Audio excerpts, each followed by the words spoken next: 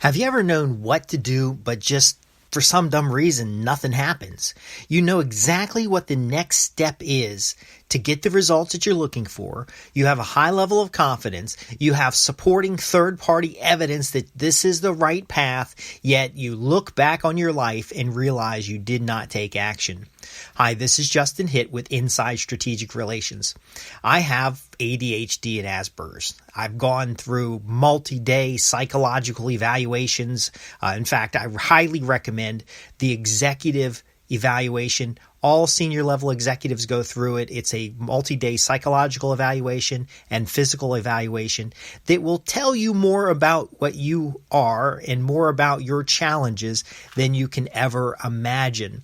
And one of the challenges that I have sitting in front of me right now, a 30-page report that I created for a client. And I put it together. It was a way of gathering my thoughts and ideas, capturing my experience, documenting a plan for individuals who are often wondering why they're passed over for raises and promotions, why they're completely ignored for new opportunities, and why they feel underutilized and what they can do about it. So I write this report. What gets people promoted? Why are the wages stagnated? What actions can they take? I have a 6-step plan. Now I prepared this report before I discussed it with a client to kind of prep myself for a consultation. And in the back of my head, just like many of the other reports I have, I thought, you know what? This is written out in such a way that it's really helpful. It talks about the 8 steps that you need to do to get daily and consistent action. So, for example, one of the reasons people get passed over for promotions and opportunities is because the people who can grant that promotion or the people who can introduce that opportunity don't know that you're the right person to ask. They don't know the value that you can deliver, and they're not cognitively aware at that moment what can be done. And then those things tend to go to their friends and family and people that they know well. And kind of a nepotism is created because it takes a lot of effort to find qualified contractors or qualified individuals and qualified talent. One of the things that are happening today is, for example, companies are raising their minimum wage. So a couple companies have announced raising to a $20 minimum wage. Wells Fargo raised to a $15 minimum wage. I think Cisco's going to a $20 minimum wage. And then there's Amazon's increasing their minimum wage. What a lot of people don't understand is that in order to do that, they basically farm out the bottom. They take the janitorial services and hire a contractor to do it. They take a lot of these things off books, it's just the way things are. But in order to raise a $20 minimum wage, they're also reducing the value of those who already make more than $20. So if you're making $100,000 a year, $250,000 a year, and everybody on the bottom increases their salary, which it's not always an increase. Again, they sometimes just lay off everybody under $20. But you are now in a marketplace where these individuals have greater spending power and wages inflate. So do costs. So now ultimately you're getting a discount on your dollar because everybody else is getting a higher value for their time. Ultimately, if they are getting $20 an hour but only able to produce for the company $20 an hour in value, meaning there's no margin, then overall the company's got to reduce their costs in other ways as well. Well, this is both an opportunity and a problem. And now you might be saying, well, how can that be? What does that have to do with, getting started on one thing and then getting distracted and not getting done? Well, it's because your mind can see the opportunity. And because you've gained the skills of strategic relationships, of critical thinking, you can see all of the opportunities. And this is a problem. In a condition where a company is raising their minimum wage, they are always going to have to hire more outside firms because they're looking for off books. They still need a $5 an hour data entry person. So they're not going to get that in the United States. They're going to have to get that overseas because of price comparisons. So if you're overseas and you hear Cisco is raising their minimum wage, you need to be in front of their procurement people so that you can start picking up administrative services, so you can pick up data entry. If you're a software provider And your software can automate processes that are normally done by people who earn less than $20 an hour. Then certainly you can come into that with that opportunity as well. And in situations where you're a local provider, well, janitorial services can actually be a pretty high margin opportunity if you're willing to cycle and train the people to do the work. The point I'm making is that raising the minimum wage does not eliminate those services and needs, like taking out the trash, that are not revenue generating opportunities within the business, and they're not value added opportunities in service of the customer. So you see these opportunities. You may even do like I do and write down an opportunity register. You may have a SWOT, strengths, weaknesses, and threats, opportunity and threats, where you've identified opportunities. But if you're not taking decisive and specific action, then you might as well not have had the opportunity. You might as well not had the idea. Now, biologically, I have this problem because I can sit down and focus, like on this 30-page report. I simply just sat down and wrote it. And it's in a position, and many times I'll photocopy these and send them to clients just the way they are, because I know my materials. I'm narrow focused on a certain set of opportunities and actions and solutions for my clients. And I've got more than 20 years of experience doing this kind of stuff. So it's not that hard just to sit down and talk for 15 minutes or to write for a couple hours. But if I continue to see the other opportunities that are missed rather than the opportunities that are addressed, then you're going to have that anxiety that comes from the world's your oyster, yet you can barely swim. So what are the 3 things that you've got to do right now in order to focus your energies, because energies are limited? Companies that start increasing minimum wages, they only have so much of a pool of salary. Publicly traded companies, they don't want to significantly increase their wages. And they have a certain number of resources that create more than the value that they're paying. And there's certain resources that cannot, for various reasons, create more value than they're paying.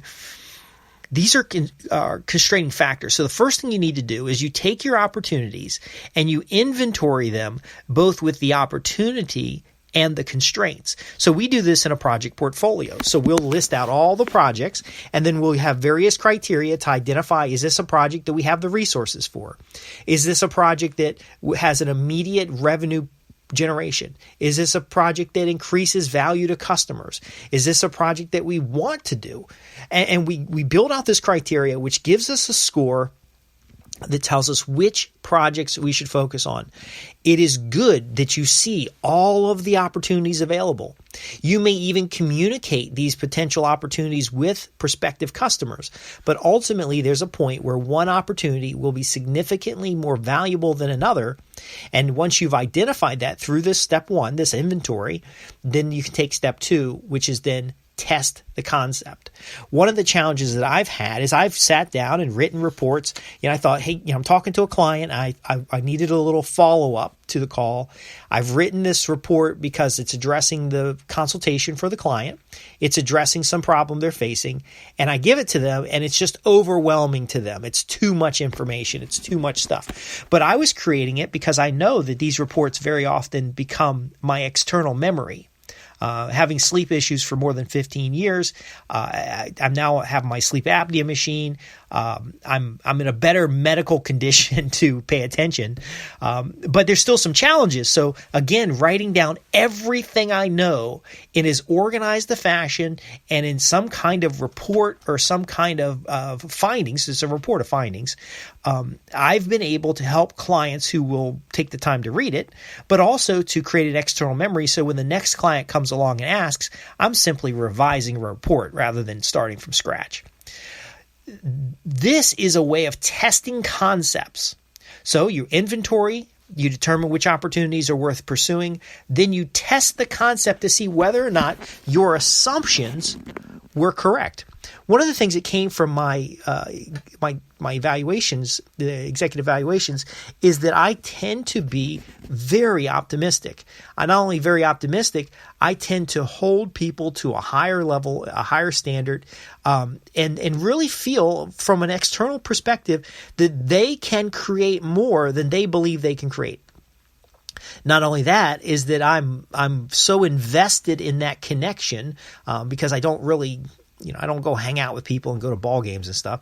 But I'm so invested and excited about that connection that for a period of time, I will focus on making sure their opportunity happens and can actually document the ways they can achieve what it is that they desire. Now, obviously, if it's not really what they desire, they'll have no interest and they won't take any action and they'll fail at it if they haven't done what we just talked about, taking that inventory. But I never really test whether or not they care to have this data dump of action plans, opportunity, research in the marketplace.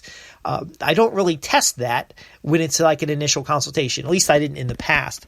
Now today I get paid 5 figures for creating these reports because these reports help solve problems and direct customers to solutions. They produce a kind of a streamlined critical path, but I would not know that these reports had value if I did not test charging for, report of findings. So I had the opportunity that I was doing these consultations. I was creating these materials to prepare for the consultation. And then I would create these reports of finding after the consultation. And then I would create piles of them unique for each of the consultations. And then the opportunity came up that, that I've written about, for example, how high-income professionals can get recognized in their business and get those promotions that they've been passed over for in the past, and how they can use their past experiences and knowledge to create new opportunities that their companies haven't even considered, or even entrepreneurial opportunities that they may not have considered. Well, after I read about that 5 or 6 times, I've got like a couple hundred pages of materials. Not only that, as I go out and buy the books related to the topic, I invest in the training if it's a topic that I'm interested in. And by simply testing the opportunity, turns out a lot of folks don't want to talk to me, but they'll pay $97 to get a report. A lot of folks don't want to fly out to Martinsville, Virginia, or meet me when I'm out traveling to go over a half-day consultation at several $1,000s, but they'll invest in a several $1,000 program that they can train their staff with. And it turns out that through the years, I've created a library of materials. See, these defects in mental behavior, being obsessively compulsive about being overly optimistic and obsessing over the value I'm delivering to customers is actually very useful as a consultant. It's a piece of shit if I'm off, in a manufacturing plant. I'll go crazy. But ultimately, that inventory informs, because that priority gives that inventory context. The testing gives you substance. It shows you that idea A maybe is not as valuable as you thought it was, but idea B, you can instantly convert it to cash. You can instantly convert it to value for your customers. You can instantly move it to the next level. Then you promote that tested opportunity into number 3, which is business as usual. So you can take an idea off the shelf, leaving behind everything else. There's a great book called Psycho-Cybernetics by Maxwell Maltz, and it talks about not only the theater of the mind, seeing that opportunity happen. And I'm a very visual person. I see the opportunities all the time. But it also helps you with that clearing of the calculator, being able to clear that concept, put it aside in storage, and then pull it out of storage, test it, and then once you've discovered that that opportunity is worthwhile, that you can actually take action with that opportunity, then number 3 is you have a clean implementation plan. Now, what's going to happen is this works like a Kanban. You're going to have a backlog of opportunities, and that's great. That gives you confidence. That helps you understand more about the marketplace. You're going to have a few opportunities that you're testing day to day, just to see if the market's ready for these ideas, just to see if these ideas have any commercial application, whether your teams are ready to implement them. And then you're going to have very few ideas and concepts and opportunities that you're implementing systematically, almost automatically in this business as usual. And those could be your product lines, for example. They could be the key skills that you cultivate and deliver to your customers. But it's not 70,000 things. And it's just a few. Now, you have this giant list of 70,000 things because you might be working on something and you might be saying, well, you know what, this is working really well. We ought to also do such and such. Well, no, you don't just also do such and such. You package it up. You put it in the backlog of opportunities. You reprioritize that through a project portfolio. Then you take off the top the very, very best of what you have opportunity to do. You test it in the marketplace. You test it inside your business. And then you execute with a plan. Now, this is powerful, and this is scalable, and this works in all environments. Now, it requires people, resources, an understanding of some basic math. But ultimately, what it does is it has you focused on your most valuable, most beneficial, and your greatest opportunities. This gives you a better efficiency in the resources that you have, and it's an application of critical thinking that takes advantage of both your ability to see the opportunity, but your ability to get things done. Now, you may not be able to get things done. There was a recent interview with an investor who his name's slipping my mind. It might have been Bill Grove, but he basically talks about this idea lab he has where he's testing ideas and opportunities through joint ventures in order to determine what is market acceptable. And he finds that probably 80% of what they test is a failure. The market's not ready. It's not interesting. Nobody really wants to pay for it. And it's 80% of what he does is a failure. And you might say, well, Justin, that's my problem. I have all these ideas. I have all this stuff that I get started on and I don't finish and I feel like a failure. The feeling has to be put aside because that 20% of what succeeds is a microcosm of the unlimited opportunities and potentials that he's been able to create. His first company was bought for, he sold a natural language spreadsheet to Lotus 123 and got millions of dollars for that. These small opportunities are the cream of the crop, and once they're tested in the marketplace, they can now be implemented either through a joint venture, through hiring subcontractors, through a different division or group of your business, through something that you get staff to support you with. One of the things that I found, and I'll wrap this up because you might be wondering about scale. You might just be a high-income professional. You don't have this enterprise or an idea lab, or you don't have this big organization working for you. Well, here, let me give you an example. As I was creating these reports, I started organizing them into binders. I got a software tool called Paper Tiger that helps me organize things by keywords. As things were found and organized, they started clustering around ideas and concepts. Those ideas and concepts went into step number 1, that inventory. Now, as new ideas and concepts came along, they just kept going into inventory. Books I would read, client experiences, case studies, they just start going in the library. Now, eventually I noticed some of these library items were getting thick. And then they were getting more attention than others. So number 2 is I hired an assistant to start extracting the cream of the crop. The items that were getting retrieved from my library more often, float it to the top. And then we would test those concepts using marketing. And then step 3, the implementation, I would actually have my assistant or a college student or somebody extract from those reports the key points. Now, we'd extract 2 types of key points. 1, the benefits and risks associated with the materials. And number 2, the process and procedures associated with the materials. And what did that give me? Well, it gave me marketing materials and an instructional guide. And now I can look for potential clients that can use these materials. So no longer am I just gathering. I'm actually looking for individuals who can benefit. And then I establish a joint venture where their company goes and does all the work. And I am paid a royalty or an advisory fee or on some kind of retainer contract. Now, some of those customers I like better than others. I only have a handful of private clients because I like them. I'm excited about the work that they're doing, but I continue to catalog the opportunities. So I'm one person with an assistant, and sometimes I don't even have an assistant because I live in a rural area and it is difficult to find good talent. But I start building a team. I build a CPA, a lawyer. I build editorial assistants. I build out basically, folks, to wrap this up, when you use this 3-step plan of inventorying and prioritization, number 2, testing and vetting your ideas, and number 3, implementing in a packaged project approach, this business as usual approach, it's like magic.